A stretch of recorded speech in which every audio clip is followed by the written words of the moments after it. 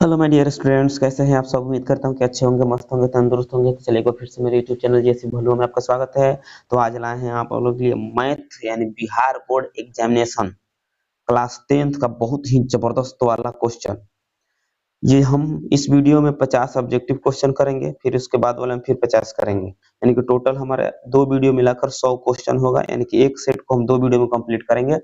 अगर एक वीडियो हम कंप्लीट करते हैं तो वीडियो थोड़ा लंबा होने का डर है, इसलिए हम क्या करेंगे, इसको दो मतलब दो पार्ट में कंप्लीट करेंगे। तो चलिए, अभी तक आपने हमारे वीडियो को लाइक नहीं किया तो लाइक कर दे, मेरे चैनल को सब्सक्राइब नहीं किया तो सब्सक्राइब कर दे, साथ में बेल आइकन को जरूर दबा दीजिएगा ताकि मेरे वीडियो का नोटिफिकेशन सबसे पहले आप तक पहुंचे। तो मिशन शुरू हो चुका है, आप भी तैयार हो जाइए। अब की बार लेकर आना है 450 प्लस पार। ठीक है, यही हमारा नारा है और इसको हमें पूरा करना है। तो चलिए, हम लोग शुरू करते हैं। सबसे पहला प्रश्न, तो सबसे पहला प्रश्न आपके स्क्रीन पे आ चुका है। कह रहा है कि निम्न में से कौन परिमेय संख्या है। तो निम्न में से कौन सा परिमेय संख्या, आप देख सकते हैं √7 प्लस में दिया है, ये अपरिमेय, इसको कट मारिए। √25 और 3, 25 का वर्गमूल तो 5 होता है, लेकिन 3 का वर्गमूल नहीं होता है, तो इसको भी कट मारिए, ये भी परिमेय नहीं होगा। सी देखते हैं, 1 और 4 का वर्गमूल निकल जाता है 2, यानी कि 1/2, ये हमारा क्या हो जाएगा, परिमेय हो जाएगा। यानी कि ऑप्शन सी वाला हमारा क्या होगा, और राइट आंसर हो जाएगा। नेक्स्ट क्वेश्चन की तरफ बढ़िए। 2 नंबर क्वेश्चन देखिए क्या कहता है। 2 नंबर क्वेश्चन हमारा कह रहा है कि यदि m एक पूर्णांक है तो प्रत्येक विषम पूर्णांक के रूप में होता है। कोई पूर्णांक दिया गया है, ठीक है, और पूछ रहा है कि प्रत्येक विषम पूर्णांक का रूप होता है। तो प्रत्येक विषम पूर्णांक का रूप क्या होगा, ये देखते हैं। m+1, m और 2m और 2m+1 दिया है। ठीक है, अगर मान लेते हैं यहाँ पर क्या होगा, m कोई संख्या है, पूर्णांक, उसमें जोड़ेंगे तो हमको 2 मिलेगा, वही मिलेगा, यानी कि उसके बाद वाला मिल जाएगा। यहाँ पे है तो वह सेम है, यहाँ भी देख सकते हैं। तो 2m मैंने डबल करते हैं, किसी भी संख्या में अगर 2 से मल्टीप्लाई करेंगे तो वो तो सम ही हो जाएगा। यहाँ देखिए, इसमें 2 से मल्टीप्लाई करेंगे तो सम मिलेगा, फिर उसमें 1 जोड़ दिए तो विषम मिलेगा ना, यानी कि हमारा ऑप्शन डी वाला क्या हो जाएगा, और राइट आंसर हो जाएगा। ठीक है, नेक्स्ट क्वेश्चन की तरफ बढ़िए। 3 नंबर का निम्नलिखित में किसका दशमलव प्रसार शांत है। तो इसको पहचानने का ट्रिक देखिए, जिसमें 0 और 5 हो तो समझ लीजिएगा कि वो लगभग शांत के कगार पे है, और नहीं है तो उसको काट के देखना है। हमसे शांत पूछा गया है, तो ये देखिए इसमें 9 1 दिया हुआ है, तो इसको तोड़ेंगे भी तो इसमें 7 3 ऐसे कुछ अंक आने की संभावना है, तो ये तो शांत नहीं होगा। 23 तो नीचे दिया है, एकदम वो अशांत होगा। अब यहाँ पर दोनों में कंपटीशन है कि दोनों में कौन शांत है और कौन अशांत है। तो 45 को अगर आप तोड़ते हैं तो 3 गुने 5 आएगा, यानी कि इसका हो जाएगा कितना, 7/3 के पावर 2 गुने 5 ये आएगा। इसका मतलब 3 और 5 आ गया, इसका मतलब ये अशांत है। तो शांत कौन हो जाएगा, यानी कि 17/80 हमारा राइट आंसर हो जाएगा। इसको हम क्लियर कराते हैं आपको। शांत के लिए कंडीशन क्या होता है, p/2 के पावर m इंटू 5 के पावर n। ठीक है, नीचे 2 और 5 होना चाहिए, इसके अलावा कोई तीसरा अंक आ जाता है तो उसको अशांत कह देना है। तो ये हमारा परफेक्ट आंसर हो जाएगा, सी। नेक्स्ट क्वेश्चन देखिए, 4 नंबर। तो 4 नंबर जो क्वेश्चन है वो कह रहा है कि इसको p/q के रूप में, यानी इसका मान हमें इसमें से बता देना है। तो देख लीजिए, सबसे पहले देखना कितना पर, मतलब ये रेकरिंग दिया हुआ है, जिसको हम बार भी पढ़ते हैं। ठीक है, तो हो गया 87। कितना पर बार था, एक अंक पर, तो उतना 9 बैठा देना है। जितना अंक पर, यानी जितना इसके मुड़िया पर ये अंक आपको ऐसे दिखाई दे, ऐसे या बिंदु दिखाई दे, तो उतना नीचे 9 बैठा देना है। डेसिमल के बाद देख लेना है, जो रेकरिंग दिए उसके पहले देख लेना कौ अंक आपको दिख रहा है। तो ये अंक दिख रहा है सिर्फ 8, और उतना 0 इस पे बैठा दे रहा है। तो आप देख सकते हैं ऐसा कोई आंसर दिया है, यानी कि ऑप्शन ए वाला हमारा क्या हो जाएगा, एकदम परफेक्ट आंसर है। नेक्स्ट क्वेश्चन देखिए, तो 5 नंबर कह रहा है कि यदि 540 यानी 540 बराबर इतना दिया है, तो x plus y plus minus z का मान हमें ज्ञात करना था। सबसे पहले 540 को हमें तोड़ना पड़ेगा। तो 540 को अगर हम तोड़ते हैं, यानी फैक्टर करना पड़ेगा, ठीक है, 2 से, तो हो जाए कितना, 270। फिर इसको तोड़ लिया जाए 2 से, तो कितना हो जाएगा, 135। 135 को हम 3 से तोड़ सकते हैं, यानी कितना हो जाएगा, 4 5, ये ना होगा। अब फिर 45 को तोड़ लिया जाएगा तो हो जाएगा कितना, 3 3 और 5, तो हमको अंक मिला कितना, यानी कि 2 के पावर देख सकते हैं आप, 2 के पावर 2, यानी कि यहाँ पर 2 के पावर 2 का मतलब x के जगह पे 2 है, तो x का मान कितना निकला, 2। अब आते हैं कितना है, 3 वाला, तो 3 के पावर देख लीजिए, 1 2 3, 3 के पावर 3 मतलब y का मान कितना आ गया, y का जो मान आ गया हमारा कितना आ गया 3 आ गया, ठीक है। अब इसी तरह 5 देखते हैं, 5 के पावर z है ना, तो 5 के पावर यहाँ पर क्या दिख रहा है 1 दिख रहा है, तो इसका मतलब हो जाएगा 1। अभी दोनों को जोड़ेंगे 3 2 5, 5 में से 1 क्या करना है माइनस कर लेना है, यानी कि 4 आंसर हमारा राइट हो जाएगा। आप देख सकते हैं कहाँ पे दिया है, तो ऑप्शन नंबर सी वाला हमारा क्या है परफेक्ट आंसर है। बात समझ में आ गया होगा। चलिए अगला प्रश्न हम देखते हैं, अगला क्वेश्चन। चलिए अगला प्रश्न है, निम्नलिखित में कौन अपरिमेय संख्या है। इसमें हमको क्या चुनना है, अपरिमेय संख्या चुनना है, ठीक है। तो चलिए देखते हैं, यहाँ पर देख लीजिए ये पहले ही हमको अपरिमेय मिल गया है, आगे जाने की जरूरत ही नहीं है। अगर इसको देखना है तो इसको रूट 13 में 13 से करते हैं तो 13 हो जाएगा, तो परिमेय हो गया। 441 का वर्गमूल आपको याद होगा 21 होता है। यहाँ पर देखिए यानी कि ये दिया है कितना, यहाँ पे रूट 100 है, ठीक है। तो रूट 100/100 दिया था, रूट 100 का वर्गमूल 10 और नीचे 100 हो गया, काट देंगे 1/10, ये हमारा हो जाएगा क्या, ये तो हमारा जानते हैं कि अपरिमेय है, हमको चुनना अपरिमेय है, तो यहीं से हमारा आंसर हो जाएगा। नेक्स्ट क्वेश्चन देखते हैं 7 नंबर। तो 7 नंबर क्वेश्चन कह रहा है कि यदि m और n दो अभाज्य संख्या है तो उनका महत्तम क्या होगा। कोई भी अभाज्य संख्या हो उनका महत्तम पूछा जाए तो आंसर हमारा क्या होगा 1 होगा, ठीक है। आगे बढ़ते हैं, महत्तम हो और लघुत्तम पूछे तो दोनों को मल्टीप्लाई कर देना है, ठीक। चलिए 8 नंबर क्वेश्चन देखिए, तो 8 नंबर जो क्वेश्चन है वो कह रहा है कि दो संख्याओं का गुणनफल दिया है 2366 और उनका लघुत्तम दिया 182, तो महत्तम ज्ञात करना है। तो मौसा बराबर का फॉर्मूला याद होगा, यानी कि मौसा बराबर क्या होता है संख्याओं का गुणनफल, ठीक है। संख्याओं का गुणनफल बटे लसा, लसा दिया है कितना 182, काट दीजिए 13 आंसर आ जाएगा आपका, ठीक है। तो आप देख लीजिए कहाँ पे दिया है, तो ऑप्शन नंबर कितना ये हमारा राइट आंसर हो जाएगा। नेक्स्ट क्वेश्चन की तरफ बढ़िए, फिर वही वाला क्वेश्चन आ गया 9 नंबर में, निम्नलिखित में किसका दशमलव प्रसार अशांत है। तो अशांत हमको चुनना है, तो यहाँ पे सब में देखिए इसका गुणनखंड लगभग आपको समझ में आ रहा होगा, 40 का गुणनखंड होता है 2 गुने 5, यानी कि 2 2 5 आ जा रहा है। यहाँ पे उसी तरह इसका डबल करेंगे, मान इसमें 4 से गुणा करेंगे, वही बात है। इसका भी तोड़ेंगे, यानी कि इसका हम तोड़ेंगे तो 4 से 41 टूटने वाला नहीं है, और टूटेगा भी तो 3 और 7 आने वाला है, ठीक है। तो आंसर हमारा क्या हो जाएगा डी, यानी आंसर हो जाएगा, ठीक है। थोड़ा सा ध्यान रखना है, जितने शॉर्टकट में चलेंगे उतना ही आपका समय बचत होगा, उतना ही आपके लिए फायदा होगा।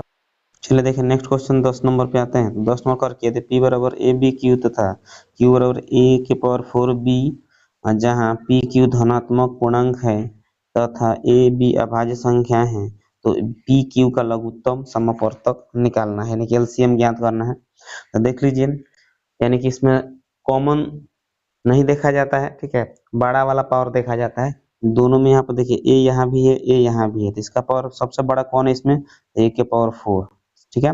b यहाँ भी है, b यहाँ भी है, तो b में सबसे बड़ा पावर कौन दिख रहा है 3, तब b के पावर क्या हो जाएगा 3 हो जाएगा, ठीक।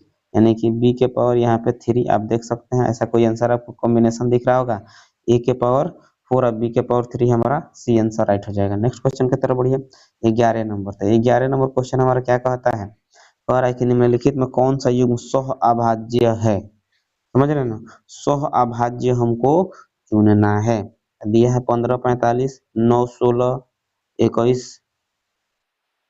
105 और 18 14 84, ठीक है।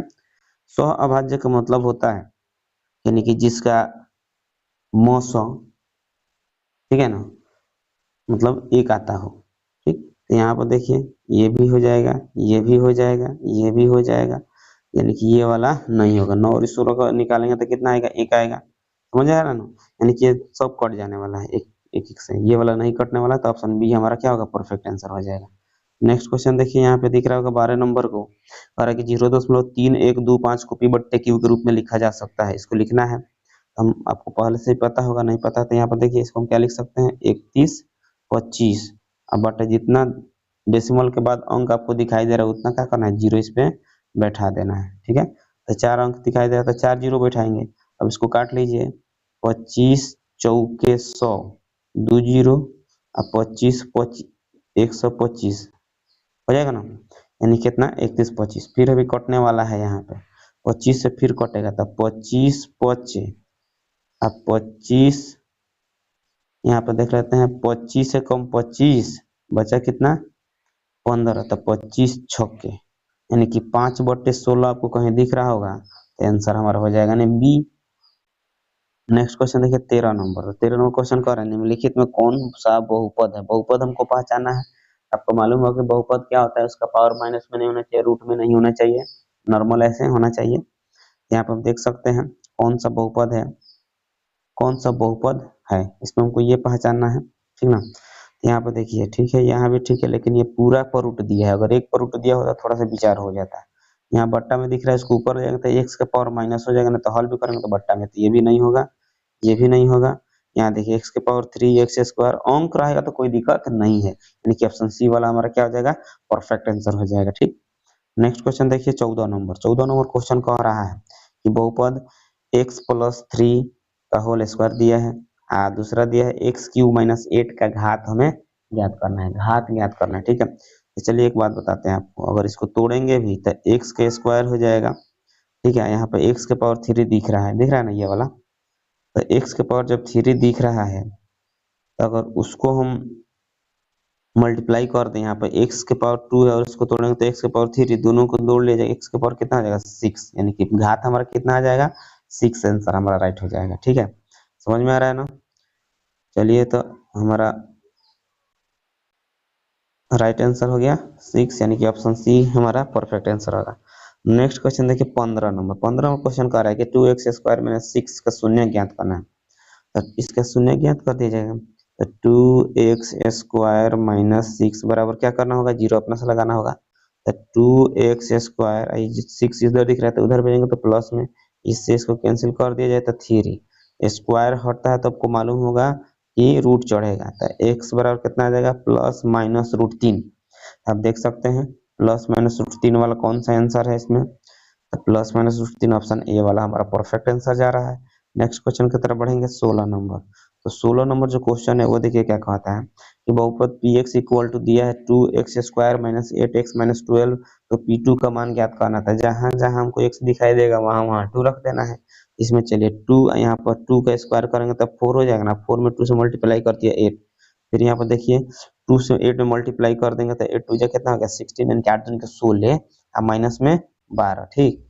तो ये कितना 8 है, दोनों के एक में जोड़ दिया जाएगा तो कितना हो जाएगा 28, और घट जाएगा तो माइनस में 20, देख लीजिए तो कहीं माइनस में 20 दिख रहा था, ऑप्शन बी हमारा परफेक्ट आंसर। नेक्स्ट क्वेश्चन की तरफ बढ़िए आगे। 17 नंबर क्वेश्चन कह रहा है कि यदि बहुपद 3y² + 7y - k के शून्य के एक दूसरे के व्युत्क्रम हो तो k का मान ज्ञात कीजिए। एक दूसरे के व्युत्क्रम यानी शून्य को उसका एक दूसरे का व्युत्क्रम है, अगर अल्फा को x मानते हैं तो बीटा हमारा हो जाएगा 1/x, यानी व्युत्क्रम है। चलिए शून्यकों का गुणनफल आपको मालूम होगा, हमको k का मान ज्ञात करने इसलिए इसको लेके चलना है, अल्फा इंटू बीटा क्या होता है c/a होता है ना फॉर्मूला, c/a। यहाँ पर देखिए c के जगह पर माइनस में k है और a के जगह पर यहाँ पर आपको क्या दिख रहा है 3 है, ठीक। अल्फा के जगह पर x है इंटू बीटा के जगह पर कितना हो जाएगा 1/x, यहाँ पे हो जाएगा कितना -k/3, ठीक। x से x कैंसिल हो गया तो यहाँ से k का जो मान है अगर हम निकालते हैं तो हो जाएगा कितना -3, और हमें k का ही मान शायद निकालना था, तो आप देख सकते हैं -3 अगर ऑप्शन में है तो वही हमारा परफेक्ट आंसर हो जाएगा। नेक्स्ट क्वेश्चन की तरफ बढ़िए 18 नंबर। 18 नंबर क्वेश्चन कह रहा है कि शून्यक -2 और -5 वाले बहुपदों की संख्या क्या होगी। शून्यक -2 और -5 वाले बहुपदों की संख्या क्या होगी। तब ऐसा कोई मतलब शून्यक 2 दिया है और ये -5 दिया है, इसके बहुपदों की संख्या पूछा है, तो ऐसे बहुपदों की संख्या अनगिनत हो सकता है, कि ऑप्शन डी हमारा क्या आ जाएगा और राइट आंसर हो सकता है। चलिए अगला क्वेश्चन देखते हैं 19 नंबर। तो 19 नंबर क्वेश्चन हमारा क्या कहता है, करें बहुपद px बराबर दिया 5x² + 7x - 12 के शून्य का अल्फा और बीटा हो तो 5 इंटू अल्फा प्लस बीटा का मान ज्ञात करना है। देखिए अल्फा प्लस बीटा का मान ज्ञात करना है, समझ में आ रहा है ना। तो सबसे पहले हम अल्फा प्लस बीटा निकाल लेते हैं, ठीक है, उसमें 5 से गुणा कर देते हैं, कम खल्लस, ठीक है। तो अल्फा प्लस बीटा का मान आपको मालूम -b/a फॉर्मूला होता है ना, तो -b/a लिख दिया जाए। अब देखिए -b के जगह पर कितना है 7 है तो -7, a के जगह पर कितना है 5, इसमें हमको 5 निकालना है तो 5 से मल्टीप्लाई 31 करेंगे, आंसर आ गया -7, यानी कि ऑप्शन नंबर ए हमारा राइट आंसर हो जाएगा। 20 नंबर क्वेश्चन देखिए, अल्फा बीटा गामा त्रिघाती बहुपद ax³ + bx² + cx + d के शून्यक हों तो alpha into beta into gamma का मान ज्ञात करना है। ये -d/a आपका फॉर्मूला ही होता है, आंसर हो गया, ठीक है। नेक्स्ट क्वेश्चन देखिए 21 नंबर। तो 21 नंबर क्वेश्चन क्या कहता है आप देख सकते हैं, कह रहा है कि यदि रेखाएं 5x + py = 6 और 15 x plus 9y equal to 12 हैं, समांतर हैं, तो p का मान क्या होगा। ठीक है, तो कंडीशन आपको पता है, a by d equal to b by e equal to c by f, नहीं तो कह सकते हैं a1/a2 या b1/b2 बराबर c1/c2, उसका भी यूज कर सकते हैं। ठीक है, तो यहाँ पर देखिए a के जगह पर इसको a, इसको b, इसको c, इसको d, e, f कह सकते हैं। ठीक, a के जगह पर कितना दिख रहा है आपको, 5 दिख रहा है। ठीक, अब बट्टा कितना हो जाएगा, उधर कितना है 15 बराबर, उसके बाद आता है इधर p, बट्टा कितना है 9, चाहे तो यहीं से हम चल सकते हैं, 5 3 15 या 3 3 9, तो p का मान आप देख सकते हैं 3। ठीक है, यानी कि ऑप्शन हमारा ए आंसर राइट हो जाएगा। नेक्स्ट क्वेश्चन देखिए 22 नंबर हमारा क्वेश्चन करके दो चरों में दो रेखाएं समीकरणों के आलेख प्रतिच्छेदी रेखाएं हों तो हलों की संख्या होगी। ठीक है, कोई हल नहीं होगा, सिर्फ एक होगा, अनंत हल होगा, यानी कि ऑप्शन सी हमारा राइट आंसर है। नेक्स्ट क्वेश्चन देखिए 23 नंबर जो क्वेश्चन है वो कह रहा है कि यदि 5x minus 8y equal to 0 और 8x minus 18y equal to 0, तो हमें क्या करना है, यानी कि x और y का मान ज्ञात करना है। इस तरह का कोई भी आपको क्वेश्चन अगर दिखाई दे तो मिनट का काम सेकंडों में होने वाला है। ठीक है, अगर बराबर में आपको 0 दिख रहा है, ठीक ना, तो समझिए कि x और y दोनों का मान क्या आएगा, 0 ही आएगा। आप हल करके भी देख सकते हैं, तो देख लीजिए कहाँ पे आंसर दिया है, ऑप्शन बी हमारा राइट आंसर है। ठीक है, सॉरी ऑप्शन बी नहीं, ऑप्शन सी वाला हमारा राइट आंसर हो जाएगा। आप चेक भी कर सकते हैं रख कर इसको। चलिए आइए 24 नंबर क्वेश्चन देखते हैं। 24 नंबर हमारा क्वेश्चन कह रहा है कि यदि समीकरण ax² प्लस bx प्लस सी बराबर 0 तो मूल समान होने के लिए c का मान ज्ञात करना है, यानी c बराबर क्या होगा। जैसे आपको मालूम है फॉर्मूला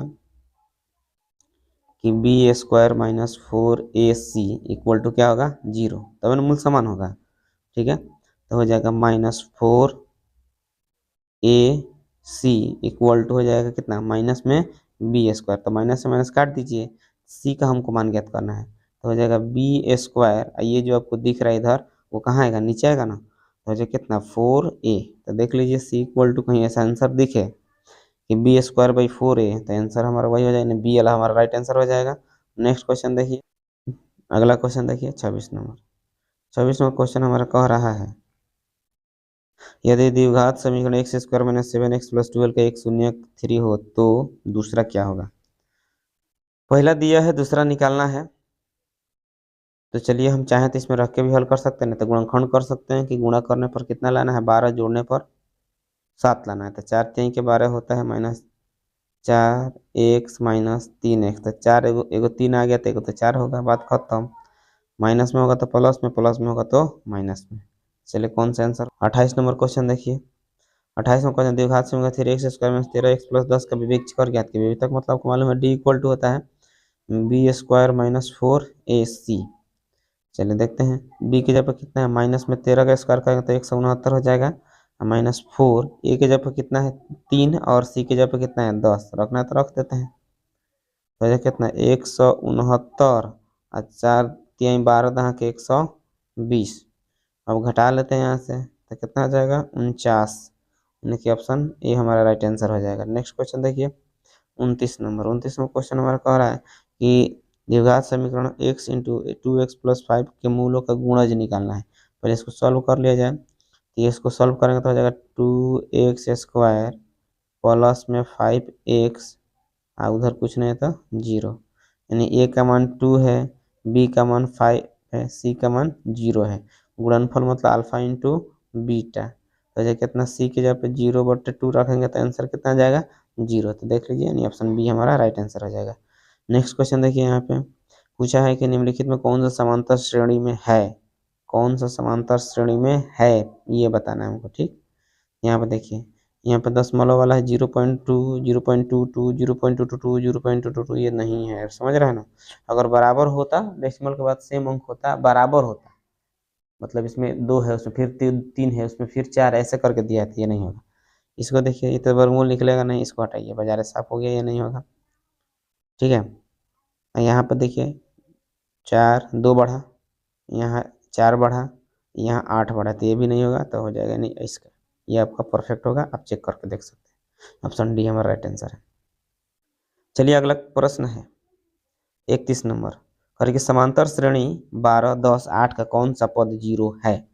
यानी कि हमारा टी का जो वैल्यू है वह 0 दिया हुआ है। ठीक, इसको एन भी हम कह सकते हैं। तो फॉर्मूला आपका होता है कितना, ए के जगह पर कितना है 12 प्लस एन माइनस 1। एन का मतलब मालूम हमको नहीं है, एन निकालना है। और डी का मतलब दोनों के बीच का अंतर, दोनों के बीच का अंतर है वो कितना दिख रहा है, माइनस में 2 दिख रहा है ना, तो -2 बराबर में 0। यहाँ हो जाए कितना, -2n और प्लस में 2 और बराबर में -12। ठीक है, तो -2n बराबर हो गया -12 प्लस -2, यानी कि यहाँ से ये दोनों जुट कर ये माइनस है। ठीक है, तो दोनों जुटेगा तो -14, तो माइनस से माइनस काटेंगे, इसको काटेंगे तो 7 से, तो आंसर आपका हो जाएगा 7, यानी कि 7वां पद क्या हो जाएगा 0 के बराबर, यानी कि ऑप्शन ए हमारा राइट आंसर हो जाएगा।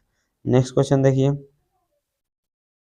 32 नंबर। तो 32 नंबर क्वेश्चन कह रहा है कि इसका सार्वंतर निकालना था। सार्वंतर क्या होता है, T2 माइनस T1।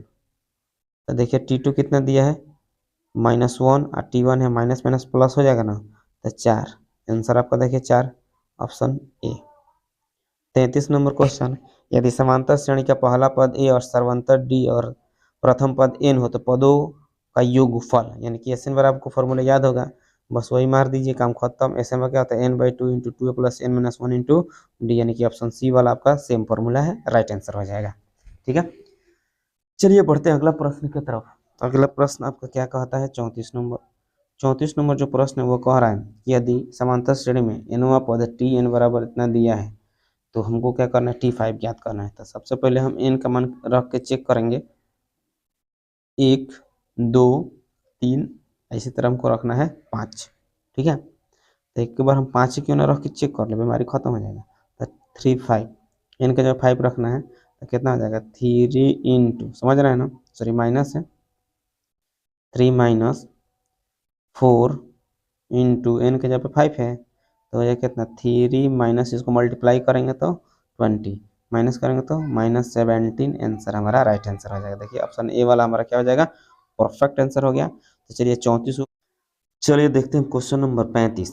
35 में क्वेश्चन नंबर कह रहा है कि यदि समांतर श्रेणी का सामान्य पद 17-5n है तो इसका सर्वंतर क्या होगा। तो सबसे पहले हम इसको क्या करेंगे, मतलब पद निकालेंगे। जैसे कि मान लीजिए T1 दिया है तो Tn दिए तो T1 निकालना पड़ेगा। ठीक, तो Tn कैसे निकलेगा, तो हो जाए कितना 17 माइनस 5, n के जगह पर 1 रख देंगे। ठीक है, तो हो जाए कितना 17 में से 5 घटा लेंगे तो कितना बचेगा 12 बचेगा। तो पहला पद हमको 12 निकल गया। T2 निकालना है तो 17 माइनस 5 गुने कितना हो जाएगा 2, तो 5 दूनी के 10 में से घटा लेते हैं, कितना बचेगा 7। अब हमको D निकालना है, तो D का मान क्या आता है T2 माइनस T1, यानी कि घटा लेते हैं तो 12, हाँ T2 कितना हमारा 7 है, ये कितना दिया 12 दिया है, तो घटाएंगे तो कितना आ जाएगा माइनस में 5। तो आपका राइट आंसर कितना हो जाएगा 5 हो जाएगा, नहीं -5 आंसर हमारा, ऑप्शन बी हमारा सही हो जाएगा। नेक्स्ट क्वेश्चन देखिए 36 नंबर का, प्रथम n विषम प्राकृत संख्याओं का योगफल क्या होता है। इस फॉर्मूला होता है, आपको याद होना चाहिए, n स्क्वायर हो जाता है। ऑप्शन डी हमारा राइट आंसर है। 18 नंबर क्वेश्चन 37 नंबर क्वेश्चन देखिए क्या कहता है। 37 नंबर क्वेश्चन कह रहा है कि 18x y-3 समांतर श्रेणी में है तो x प्लस वाई का मान क्या होगा। ठीक है, 18x y-3 समांतर श्रेणी में है तो कह रहा है कि x प्लस वाई का मान क्या होगा। तो चलिए समांतर श्रेणी में होने के लिए शर्त क्या होता है आपको मालूम होगा, T2 माइनस T3। ठीक है, T2 minus T1 equal to T3 minus T2। ठीक है, ये T1, ये T2, ये T3, ये T4 ऐसा है। चलिए T2 कितना दिया हुआ आप देख सकते हैं, x है, माइनस में कितना है 18 है, इक्वल T3 कितना दिया है y माइनस कितना दिया है वो x। ठीक है, समझ में आ रहा है ना, यानी कि T2 माइनस T1 और T3 माइनस T2। यहाँ हो जाएगा कितना, x इधर माइनस में आपको दिख रहा है, इधर आएगा तो प्लस में हो जाएगा, तो 2x। ये यहाँ y आपको दिख रहा होगा किस में, तो इधर ला देंगे तो माइनस में कितना हो जाएगा 18, यानी कि 2x minus y equal to 18 निकल गया। फिर अब इधर के बाद उधर से लेके चलेंगे, सब पद बराबर होता है, ठीक ना। तो अब हम लिखेंगे क्या कि t3 माइनस कितना t2 इक्वल टू लिखेंगे t4 माइनस t3, ठीक है। अब चलिए यहाँ से हो जाएगा कितना x minus y equal to y minus minus plus में 3, ठीक है। यहाँ हो जाए कितना हमारा x minus 2y equal to 3, यानी कि ये समीकरण निकल गया है। अब यहाँ से हमें क्या करना होगा, x और y दोनों का मान दो चर वाले रैखिक समीकरण विधि से हल कर लेना है, ठीक है। और उसके बाद दोनों को वहाँ पे रख दिया जाएगा और वही हमारा क्या हो जाएगा, आंसर हो जाएगा, यानी कि लगभग 1 के आसपास आएगा, यानी कि ऑप्शन डी हमारा राइट आंसर हो जाएगा, ठीक है। चलिए आगे बढ़ते हैं अगला प्रश्न की तरफ। 29 नंबर प्रश्न कह रहा है कि यदि ए तथा बी पूरक कोण हों तो साइन ए बराबर साइन बी, सेक ए बराबर कॉसेक बी, कॉट ए बराबर कॉट बी, टेन ए बराबर टेन बी। यानी यहाँ पर कंडीशन दिया दोनों एक दूसरे के क्या है, पूरक है, तब का कंडीशन पूछा गया, ठीक है।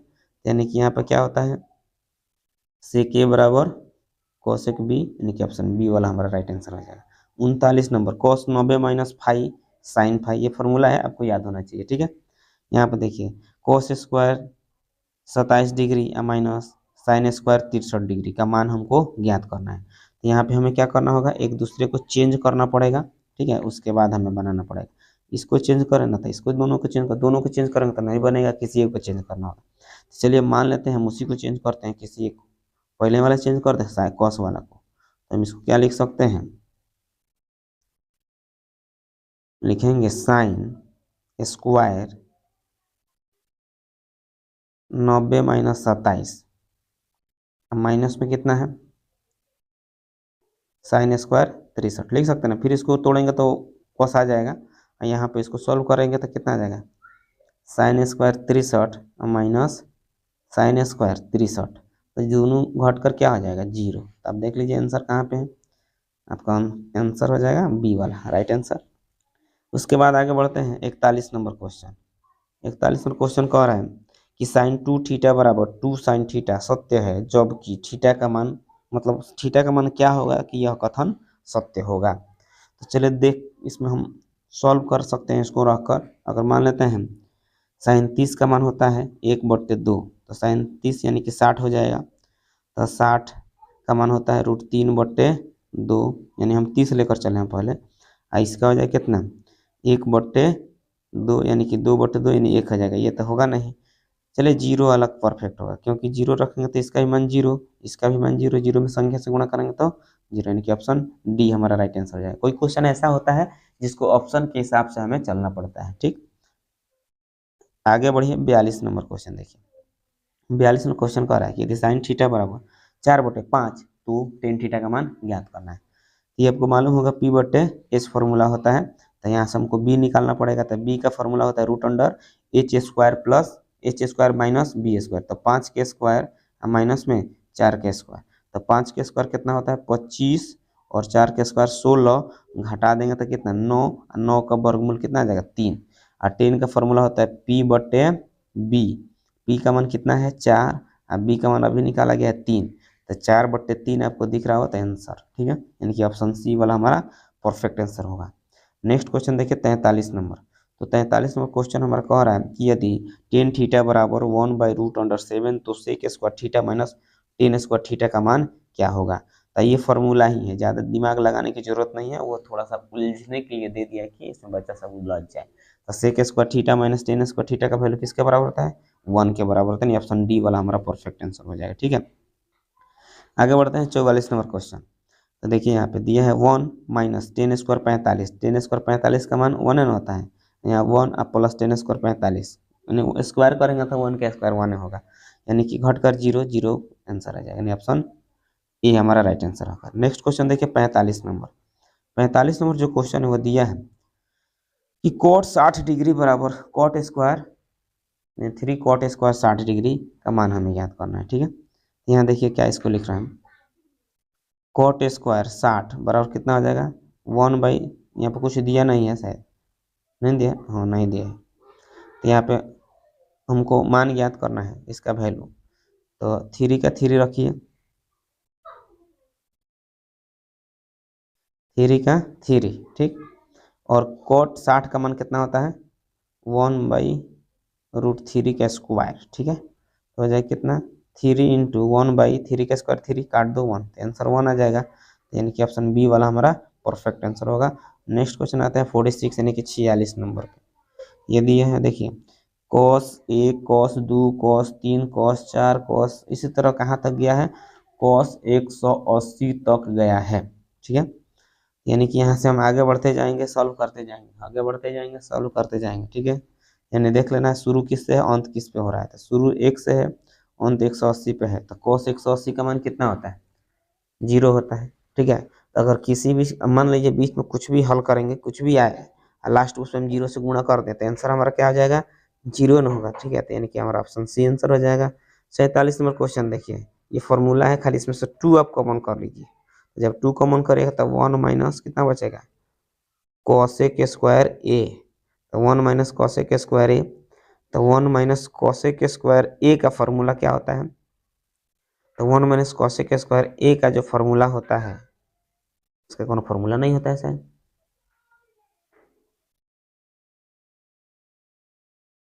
ना होता है। ठीक है, 1 होता है, इसका होता है फॉर्मूला कॉट, कॉट में 2 से गुणा कर देंगे तो 2 कॉट स्क्वायर ए हो जाएगा। ठीक है, तो आप देख सकते हैं 2 कॉट स्क्वायर ए कहाँ पे दिया है, ये वाला। 48 नंबर क्वेश्चन देख लीजिए, ए साइन एक्स बराबर 1 बी कॉस एक्स बराबर 1, तो कॉट ए का मान ज्ञात करना है। ठीक है, यहाँ से पहले साइन का मान ज्ञात कर लेते हैं, तो साइन एक्स बराबर कितना हो जाएगा, यहाँ पे आपको जो दिख रहा है तो बट्टा में लिया देंगे तो 1/a। यहाँ से कॉस वाला भी देख लिया जाए कि कॉस एक्स का अगर हम मान निकालते हैं तो ये हो जाएगा 1/b। ठीक, मान हमको ज्ञात करना है किसका, यानी कि कॉट का। तो कॉट का जो मान हमको ज्ञात करना है, तो कॉट का फॉर्मूला होता है cos x by sine x, cos का मान 1/b और साइन का मान 1/a, इसको पलट दिया जाए तो a/b आपका राइट आंसर हो जाएगा। ठीक है, तो चलिए देखिए कहाँ पे दिया है a/b, वही वाला हमारा हो जाएगा आंसर, यानी कि ऑप्शन बी हमारा राइट आंसर है। चलिए आगे बढ़ते हैं 49 number, sine square 45 plus cos square 45 minus 1 का मान हमको ज्ञात करना है। तो इसको एक साथ रख लिया जाए, इसका वैल्यू किसके बराबर होता है 1 और -1 इक्वल टू कितना 0। अब देखिए कहीं 0 दिया है तो ऑप्शन ए हमारा परफेक्ट आंसर है। चलिए बढ़ते हैं 50 नंबर क्वेश्चन, यानी कि आज का ये वीडियो का लास्ट क्वेश्चन है। कह रहा है कि -10² ए प्लस 1/1 माइनस साइन स्क्वायर ए का मान हमें ज्ञात करना है। ठीक है, चलिए देखते हैं, -10² ए को रखा जाए ऐसा ही। ये देखिए यहाँ पे क्या दिया है, नीचे प्लस है, प्लस रखेंगे, नीचे क्या दिया 1 माइनस, यहाँ हो जाएगा 1 और 1 माइनस साइन स्क्वायर क्या होता है कॉस स्क्वायर ए हो जाता है। ठीक, यहाँ दिख रहा है आपको -10² ए, ये ऊपर जाएगा कॉस वाला तो क्या होता है सेक होता है ना, तो सेक स्क्वायर ए। अगर आप चाहें, ऐसा तो कोई फॉर्म होता नहीं है। ठीक है, sec square A minus 10² a formula होता है। ठीक है, तो इसको इधर ला दिया जाए तो हो जाएगा कितना सेक स्क्वायर ए और माइनस कितना हो जाएगा 10² ए इक्वल टू 1। आपका 1 आंसर आएगा, आप देख सकते हैं आंसर कहाँ दिया है बी है। ठीक है, तो चलिए ये था आज का 50 ऑब्जेक्टिव टोटल मैथ का प्रश्न। तो चलिए अब जो शेष 50 बचा हुआ है उसको अगले वीडियो में हम लोग कंप्लीट करेंगे। तो वीडियो कैसा लगा कमेंट बॉक्स में जरूर बताइएगा, वीडियो अच्छा लगा तो लाइक करें, कमेंट करें, अपने दोस्तों में ज़्यादा से ज़्यादा शेयर करें। मेरे चैनल पर नए हैं तो मेरे चैनल को सब्सक्राइब कर ले। चलिए फिर मिलते हैं अगले वीडियो में, तब तक के लिए लेते हैं आपसे विदा। जय हिंद, जय भारत, जय बिहार।